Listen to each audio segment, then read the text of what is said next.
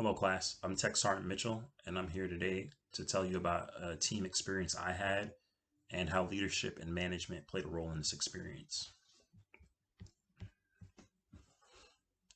In 2017, I deployed to Incirlik Air Base, Turkey. Upon getting there and in processing, we had a commander's brief from the 385th Expeditionary Air Mobility Wing Commander, and he basically went over the scope of his mission command. Not only was he in charge of our KC-135 unit, but there was also A-10s, C-130 gunships, and the Reapers, the drones. So he had to get everyone what they needed from different commands and basically get the mission done, which at the time was combating ISIS. There was 35,000 ISIS members across 17,000 square feet between Syria and Iraq, and according to U.S. News. And our mission was basically to combat them. So after his briefing, it motivated us. It basically let us know what our purpose was for being there, and I felt like that was very important. My role was team lead as a crew chief on the flight line, and I was the 7 level. I had two 5 levels under me, a staff sergeant and a senior airman. The staff sergeant I actually knew very well. We were stationed in Tampa together, even in tech school together, so it was very easy for us to get along from the beginning. Our strengths were experience and communication. As far as experience goes, we were one of the only teams out there who started our career. All of us started our careers on 135s, and we're still on 135s.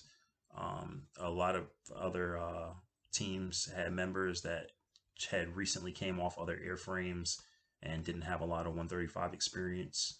There was also a lot of traditional reservists who only worked the aircraft 1 week in a month and didn't have a lot of experience. So the other strength, communication, is also a leadership trait that I had to display while out there.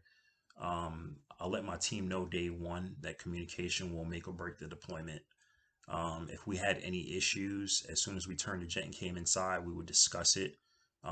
If we got upset with each other, we would take a step back, come back, discuss what the problem was, and we always made sure that we didn't carry on being upset and just let each other know we need to solve problems as soon as they come up. Another leadership trait I displayed was humility.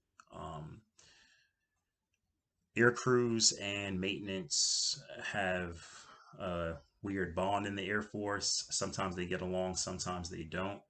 At my base at home station, air crews and maintenance, we're family, we get along. Um, so my staff sergeant and senior airman on my team, they basically were pretty standoffish with air crew, and I let them know like, hey, they're people just like we're people.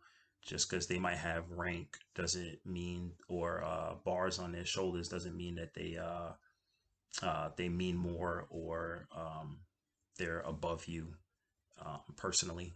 Um, so after a while, they got to get to know air crews and would talk to them, and it made the morale better. We would morale marshal. They would get to know them on a personal level, and even air crews would start coming out and being like, "Oh man, we love that maintenance team." They would tell our expediter like, "We're a good maintenance team and we're doing a great job," and it made for a better working environment, more positive working environment.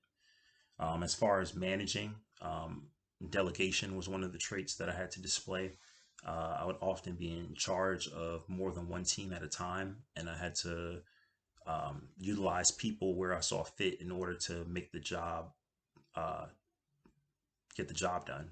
Um, Even if it was an airman that was a 5 level or 3 level and had no idea what to do on their own, I utilize them by making them go get tools for the team or making them go get food for the team, because after 5 hours on the flight line, everyone's hungry and they need to eat. So I would utilize them in that way. Um, I also had to do a lot of decision making. That was another management trait that I had to display. And in order to get the job done and aircraft to fly, you have to make quick, decisive decisions sometimes.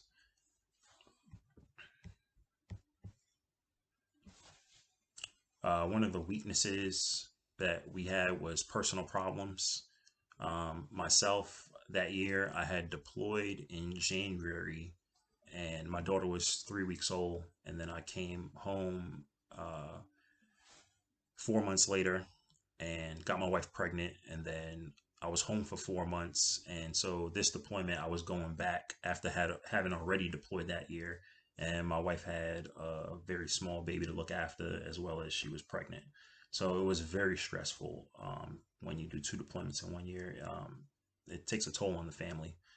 And then the senior airman on my team, he was actually going through a divorce. So um, mentally, it was a lot and challenging for him. So I had to combat, you know what I mean, us having personal problems with increasing morale.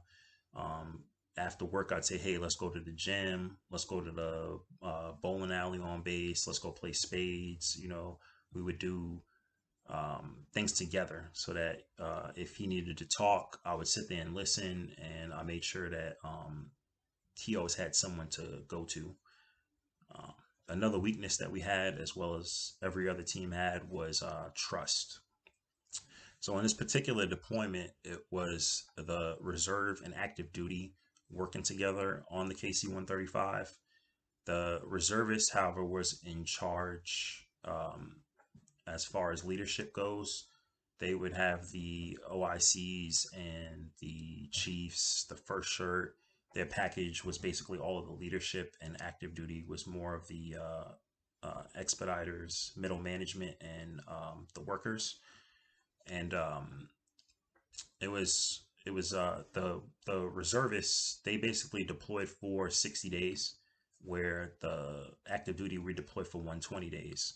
So when we got there, there was a reserve unit that was doing 30 days, and they was on their last 30 days. And we got into the groove of things and how things went. And then 30 days in, a new reserve unit came, and we basically had to figure out how things would go all over again. And then 60 days later, they left, and another reserve unit came. So the fact that we had to deal with turnover of reserve units and bosses, it kind of um, led us to have to build trust between us and the units. And I basically had to tell most of the active duty guys, because they would make it active duty versus reserve. And I told them ethically, that's wrong. Like, just because they're reservists doesn't mean we should have something against them, and we shouldn't work separately. We have to work together as one team, or else this deployment won't go well. And after a while, everyone would get on board, and morale would be where it should be, higher. Okay. So, what could have made us better? Um,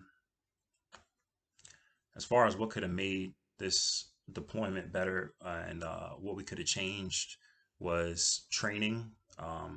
My team, we always had the approach of, if we have to do something for another team, let's push them out the way and let's knock it out so we could just get the job done.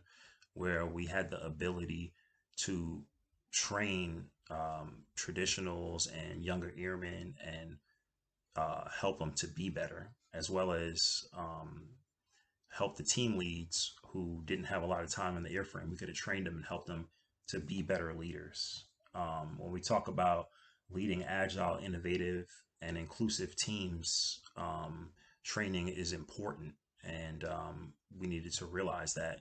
We also could have collaborated with the members who came from other airframes. They have different experiences, but they have different deployments, and we could have used their knowledge in order to make our unit better. And I think that's a place where we failed, and we could have made the deployment better if we did that. So, yes, that's all I have to say about my experience. And it was a great one, and a great deployment, and a great team. And thank you.